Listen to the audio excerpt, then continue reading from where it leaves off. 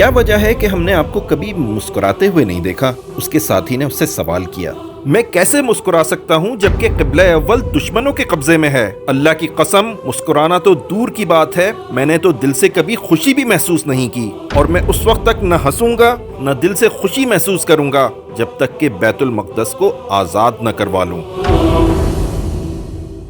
یہ الفاظ اس عظیم سپہ سالار کے ہیں جس نے اپنی زندگی اللہ کے کلمے کو بلند کرتے ہوئے گزار دی۔ آج دنیا انہیں صلاح الدین ایوبی کے نام سے جانتی ہے، وہ شخص جس نے نہ صرف مسلم دنیا کو متحد کیا بلکہ ارض مقدس کو دوبارہ آزاد بھی کروایا۔ دوست اور دشمن یکساں اس کی عظمت کے قائل تھے۔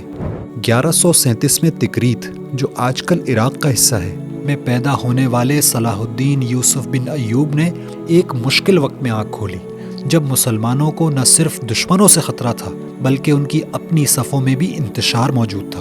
کہا جاتا ہے کہ انہوں نے صلیبیوں سے لڑنے میں اتنے سال صرف نہیں کیے جتنے خود مسلمانوں کے اندر انتشار ختم کرنے کے لیے کیے۔ انہیں جنگ اور قیادت کا ہنر اپنے چچا شیرکوہ اور سلطان نور الدین زنگی سے سیکھنے کو ملا۔ 31 سال کی عمر تک صلاح الدین ایک طاقتور رہنما کے طور پر ابھرے۔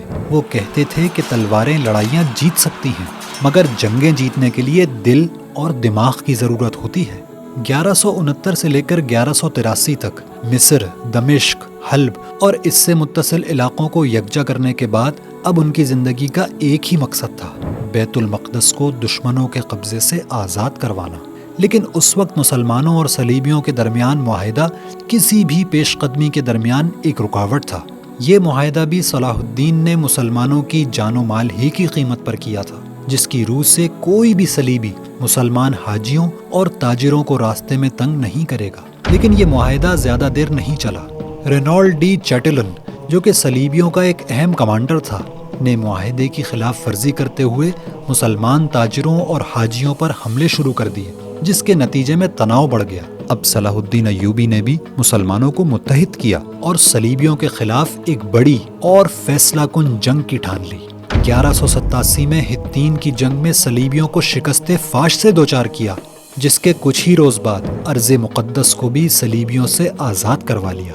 اپنی تمام فتوحات میں ان کے نزدیک حق، انصاف اور جان و مال کی حفاظت کی بڑی اہمیت تھی۔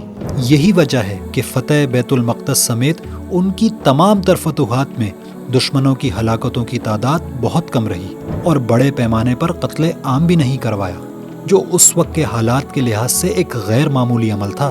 اسی لیے انہوں نے فرمایا کہ جنگی جد و جہد محض زمین کا دفاع یا فتح کا حصول نہیں، بلکہ یہ تو انصاف کو برقرار رکھنے، کمزوروں کی حفاظت اور امن اور رحمت پھیلانے کی کوشش ہے۔ جتنے مسائل اس زمانے میں مسلمانوں کے سامنے تھے، بالکل وہی آج بھی ہمیں درپیش ہیں۔